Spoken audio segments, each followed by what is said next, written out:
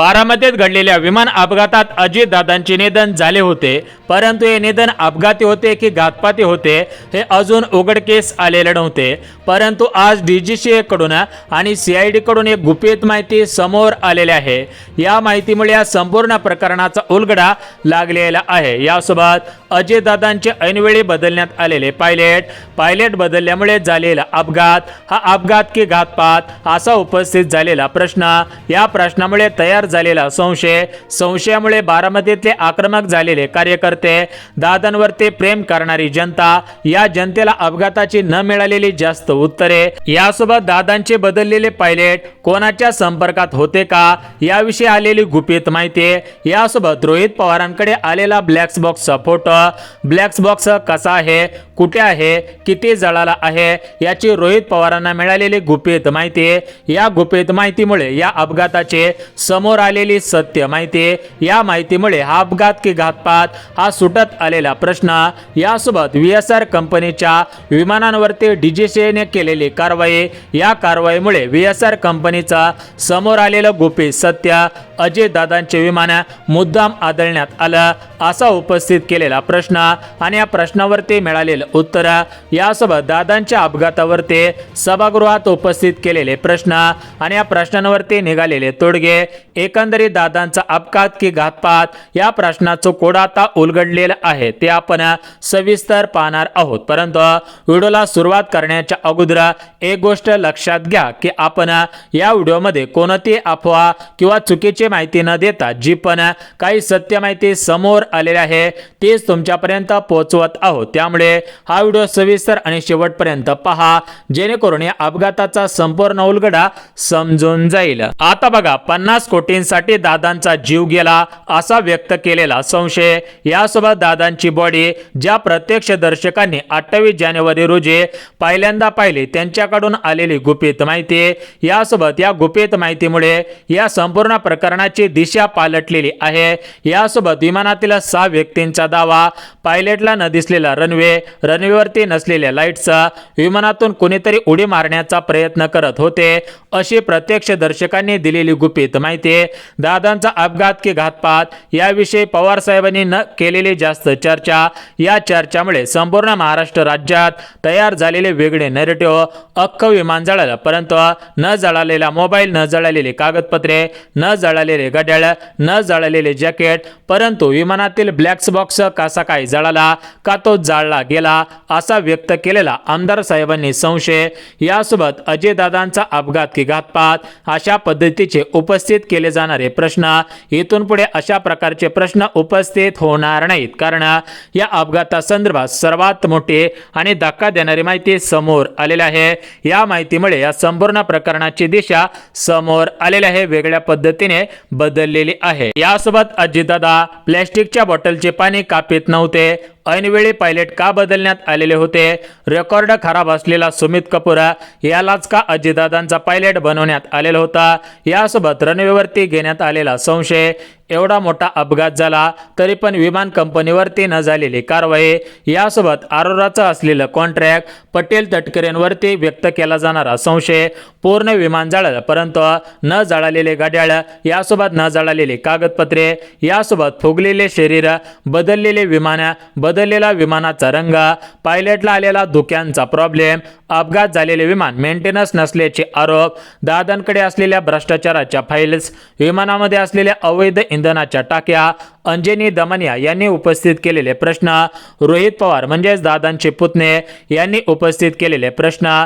यासोबत अमोल मिटकरी, बजरंग सोनवणे, अजय दादांच्या कार्यकर्त्यांनी आज उपस्थित केलेले प्रश्न, यासोबत विमानातून निघणारा जोराचा आवाज, विमानातून कोणीतरी उडी मारण्याचा प्रयत्न करत होता असा केला जाणारा दावा, यासोबत अजय दादांचे विमानतळावरचे किंवा देवगिरीचे समोर न आलेले फुटेज, DGCA, CID एटीसी यांच्या माध्यमातून आलेली गुपित माहिती आहे। यासोबत सापडलेला ब्लॅक बॉक्स बंद असल्याचा केला जाणारा दावा, ब्लॅक बॉक्स पूर्णपणे जळालेला आहे असा व्यक्त केला जाणारा दावा, या दाव्यामागील सत्य, यासोबत अजयदादा जिवंत आहेत, ते जर्मनीत असल्याचा केला जाणारे मागचे काही दावे, तर अशा प्रकारच्या व्हायरल झालेल्या बातम्या, तर या संपूर्ण प्रकरणाचा सविस्तर रिपोर्ट आता समोर आलेला आहे।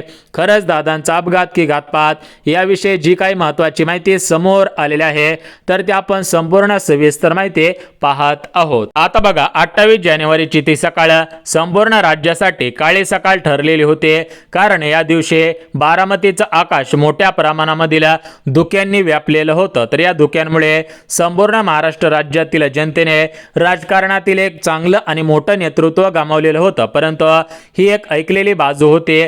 आता दुसरी बाजू समोर येत आहे। बघा, या लेअरजेट 45 विमानामध्ये अजयदादा नव्हतेच, अजयदादा जिवंत आहेत, त्यांना लपवून ठेवण्यात आलेलं होतं, ते आता लवकरच परत येणार आहेत। तर अशा प्रकारचे दावे मागच्या काही दिवसांपूर्वी करण्यात आलेले होते, तर त्यामध्ये काही सत्य आहे का याविषयी सुद्धा समोर माहिती आलेली आहे, ते सुद्धा आपण पाहणार आहोत। खरंच दादा परत येणार आहेत का, त्यांच्या जीवाला धोका होता म्हणून त्यांना लपवण्यात आलेलं होतं का, तर या संपूर्णाचा आपण सविस्तर रिपोर्ट सुद्धा पाहणार आहोत, त्यामुळे व्हिडिओ सविस्तर पहा। आता बघा, एका खासदार साहेबांनी सर्वात मोठा प्रश्न उपस्थित केलेला होता। तो प्रश्न म्हणजे ज्यावेळेस अजयदादांचा अपघात झाला त्यावेळेस त्यांच्यासोबत त्यांचे सुरक्षा रक्षक विदीप जाधव होते, परंतु अजयदादांचे पीए ज्यावेळेस अपघात झाला त्या दिवशी अजयदादांसोबत का नव्हते, कारण ऐनवेळी अजयदादांसोबत कमीत कमी 2-3 पीए असायचे, परंतु ज्या दिवशी अपघात झाला, ज्या दिवशी अशी दुर्दैवी घटना घडली, त्या दिवशी अजयदादांसोबत त्यांचे पीए का नव्हते, अशा प्रकारचे प्रश्न सुद्धा उपस्थित करण्यात आलेले आहे। यासोबत वैमानिकांचा शेवटचा मेसेज काय, अजयदादांचे विमानाचा पायलट शेवटच्या क्षणी का बदलण्यात आलेला होता, विमानाचा स्फोट हा जमिनीवरती आदळण्यापूर्वी झाला होता का, विमानात काही तांत्रिक बिघाड होता की भलतंच काय होता, अशा प्रकारचे प्रश्न उपस्थित करण्यात येत होते, परंतु यावरती आता महत्त्वाची माहिती आणि तोडगा सुद्धा समोर आलेला आहे। यासोबत पायलटचा 50 कोटींचा विमा होता का, विमान पायलट सुमित कपूर याला काही आमिष दाखवून त्याला हिप्नोटाइज करून हे कृत्य करण्यास भाग पाडले होते का, विमानातून उडी मारण्याचा प्रयत्न दादांनी किंवा कोणी केला होता का, यासोबत अख्खं विमान जळालं, परंतु या डेड बॉडींमधील फक्त दादांची डेड बॉडी मोठ्या प्रमाणामध्ये का फुगलेली होती, अशा प्रकारचे दावे करण्यात आलेले होते। यासोबत विमानातील 6 व्यक्तींचा दावा, तर या दाव्यांमध्ये किती काय तथ्य होते हे सुद्धा आपण सविस्तर पाहणार आहोत। बघा, खरंच विजिबिलिटीचा प्रश्न होता का, या विमानामध्ये खरंच दादा होते का, अशा प्रकारचे प्रश्न बारामतीपासून ते दिल्लीपर्यंत उपस्थित केले जात होते, परंतु अखेर आता भरपूर दिवसानंतर अशा प्रश्नांवरती तोडगे निघल्याचे या ठिकाणी आपल्याला पाहायला मिळत आहे, तेच आपण सविस्तर पाहणार आहोत। आता बघा, अजयदादांचा अपघात की घातपात या प्रश्नाचं कोड आता सुटलेलं आहे, परंतु अजयदादा जिवंत आहेत असं काही ठिकाणी बोललं जात आहे। मग खरंच दादा जिवंत आहेत की नाही हे सुद्धा आपण सविस्तर पाहणार आहोत, परंतु अजयदादा जिवंत आहेत हे का बोललं जात आहे, तर त्याचे महत्त्वाचे काही मुद्दे समोर आलेले आहेत। बघा, अजयदादा जिवंत आहेत हे बोललं जाण्याचं पहिले कारण म्हणजे अजित पवारांच्या विमान अपघाताचा वृत्त समोर येताच काही न्यूज चॅनलच्या माध्यमातून विमानामध्ये 6 जण असल्याची ब्रेकिंग न्यूज सर्वात अगोदर समोर आलेली होती। त्यानंतर या अपघातामध्ये अजित पवार गंभीर जखमी असल्याचं वृत्त समोर आलेलं होतं। यासोबत अजयदादा जिवंत आहेत हे बोललं जाण्याचं दुसरं कारण म्हणजे बघा, अपघातात अजित पवार यांच्यासह इतर 5 जण अपघातात मृत झाल्याची माहिती समोर आलेली होती। एकूण अगोदर 6 जण होते असं काही काळ सांगितल्यानंतर प्रत्यक्षामध्ये 5 जणांचे मृतदेह हाती लागलेले होते, त्यामुळे सर्वांना वाटत होतं की दादा जिवंत आहेत। त्या विमानामध्ये जी 6वी व्यक्ती सापडली नव्हते तर ती दादाच होते, त्यामुळे सर्वांना वाटत आहे की दादा जर्मनीत आहे, दादांना कुठेतरी लपवून ठेवलेलं आहे, परत दादांची एंट्री होणार आहे। यानंतर अजयदादा जिवंत आहेत असं बोललं जाण्याचा तिसरा दावा क्रमांक बघा या ठिकाणी अपघात कमी दृश्यमानतेमुळे झाल्याचं सुरुवातीला सांगण्यात आलं। पायलटने पहिले लँडिंगचा प्रयत्न प्रयत्न केला, परंतु तो अयशस्वी झालेला होता. त्यानंतर त्याने पुन्हा एकदा रनवे दिसण्याच असल्याचं सांगून लँडिंगसाठी अप्रोच केलेला होता. त्यामुळे सुद्धा वाटलं की या ठिकाणी पायलटची काहीतरी चुकी असावी, त्यामुळे हा अपघात झालेला असावा असं सांगण्यात येत होतं. परंतु रनवेच्या अवघ्या 100 मीटर अंतरावर ते विमान कोसळलं. परंतु अपघाताचा सीसीटीव्ही व्हिडिओ समोर आल्यानंतर त्या ठिकाणी अगदी स्पष्टपणे आकाशामध्ये विमान गिरट्या घालत असून नंतर ते कोसळल्याचं स्पष्ट दिसतंय. याचाच अर्थ त्या ठिकाणी दृश्यमानतेचा प्रश्न नव्हता. त्यामुळे हा अपघात की घातपात अशा पद्धतीचे प्रश्न उपस्थित करण्यात येत होते. यासोबत अजयदादा जिवंत आहेत हे बोलला जाण्याचा दावा क्रमांक 4. बघा, अपघात झाल्यानंतर अजित पवार यांच्या हातावरील घड्याळीमुळे त्यांच्या मृतदेहाची ओळख पटल्याचा दावा सुरुवातीला करण्यात आलेला होता. परंतु अमोल मिटकरे यांनी दिलेल्या माहितीप्रमाणे अजितदादांची ओळख हे त्यांच्या घड्याळामुळे नाही तर त्यांनी घातलेल्या जॅकेटमुळे पटल्याचा दावा परत करण्यात आला. काही ठिकाणी सांगितलं जात आहे की दादांचा मोबाईल सापडला तर त्या मोबाईलवरून त्यांची ओळख पटली. यानंतर अजयदादा जिवंत आहेत असं बोललं जाण्याचा दावा क्रमांक 5. बघा, अपघातात अजित पवार यांच्या मृत्यू झाल्याची माहिती क्षणात देशभरात पसरताच पश्चिम बंगालच्या मुख्यमंत्री ममता बॅनर्जी यांनी अपघाताची घातपाताची शक्यता व्यक्त करत एकच खळबळ उडवून दिलेली होती. त्यामुळे सर्वांना वाटलं की हा घातपात आहे की अपघात आहे, अशा प्रकारचे प्रश्न तयार होऊ लागलेले होते. यासोबत अजितदादा जिवंत आहेत असं बोललं जाण्याचं दावा क्रमांक 7. बघा, माजी मंत्री राजेश टोपे यांनी सांगितले की अपघाताच्या दिवशी त्यांना सकाळी 7:30 वाजता एका कार्यकर्त्याचा फोन आला आणि त्याने अजित पवारांच्या अपघाताची माहिती दिली. मीडियाच्या देखील अगोदर आपल्याला अजित पवार यांच्या अपघाताची माहिती कळल्याचा दावा त्यांनी केलेला होता. बघा, अजित पवारांचे खंदे समर्थक श्रीजित पवार यांनी नुकतेच एक ऑडिओ रेकॉर्डिंग सादर केले आहे. त्यांच्या दाव्यानुसार अपघाताच्या दिवशी सकाळी 8:37 त्यांचे अजित पवारांशी प्रत्यक्ष बोलणे झालेले होते. जर 8:37 पर्यंत अजित पवार जिवंत होते आणि फोनवर बोलत होते तर राजेश टोपे यांना 7:30 वाजता अपघाताची बातमी कोणी आणि कशी दिली, हा 1 तासाचा फरक कसा काय पडतोय, अशा प्रकारची माहिती सुद्धा समोर आलेली होती. यानंतर अजितदादा जिवंत आहेत असं बोललं जाण्याचं दावा क्रमांक 9. बघा, अपघाताच्या वेळी कोणीतरी विमानातून बाहेर पडण्याचा प्रयत्न करत असल्याचा दावा या ठिकाणी गोजीबाईच्या सरपंचाने देखील केलेला होता. त्यांनी सुद्धा स्टेटमेंट दिलेलं होता. त्यानंतर पुन्हा मिटकरी यांनी सुद्धा हेच विधान केलेलं होता. त्यामुळे सर्वांना वाटलं की दादा जिवंत आहे. परंतु खरंच दादा जिवंत आहेत का किंवा त्यांचा अपघात झालेला आहे की घातपात झालेला आहे याविषयी जी महत्त्वाची माहिती आहे तर ती माहिती आपण सविस्तर बघून घेऊयात. बघा, बारामतीच्या विमान दुर्घटनेमध्ये अजयदादांसह 5 जणांचा मृत्यू झाल्याची बातमी 28 जानेवारीच्या सकाळी आलेली होती. सरासरी 9 वाजायच्या आसपास तुमच्या कानावरती ही बातमी पडलेली असेल. या बातमीमुळे संपूर्ण महाराष्ट्र राज्यामध्ये तणावाचे वातावरण तयार झालेले होते. म्हणजे सर्वांना वाटलं होतं या ठिकाणी अजयदादांचा या ठिकाणी निधन झालेलं आहे. मग ते निधन खरोखर झालेले होते का नव्हते झालेले, अशा प्रकारच्या चर्चा सोशल मीडियावरती सुरू झालेल्या होत्या. तुम्ही सुद्धा ऐकलेल्या असतील.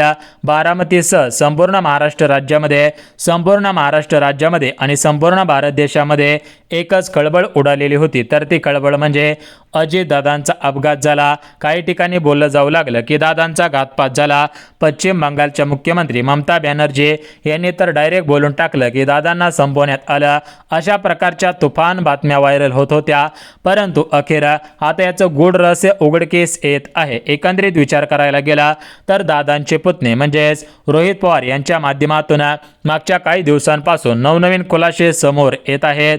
या खुलाशांमधून काही महत्त्वाची आणि गुपित माहिती सुद्धा समोर आलेली आहे. या माहितीमुळे या संपूर्ण प्रकरणाची दिशा पालटलेली आहे. अजित पवारांसह 6 जणांचा मृत्यू झाला अशी बातमी येताच संपूर्ण महाराष्ट्र राज्याला हादरा बसलेला होता.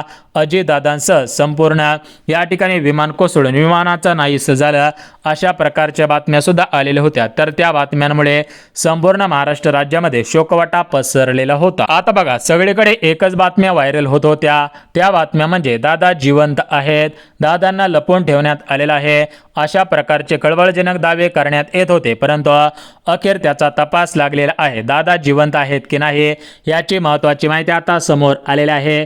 या माहितीमुळे या यापुढे अशा प्रकारच्या चर्चा होणार नाहीत. परंतु सध्याच्या स्थितीला पाहायला गेलं तर बारामतीमध्ये मोठ्या प्रमाणामध्ये बारामतीमधील जनता असेल, दादांचे कार्यकर्ते, दादांचे चाहते मोठ्या प्रमाणामध्ये आक्रमक झाल्याचं पाहायला मिळत आहे.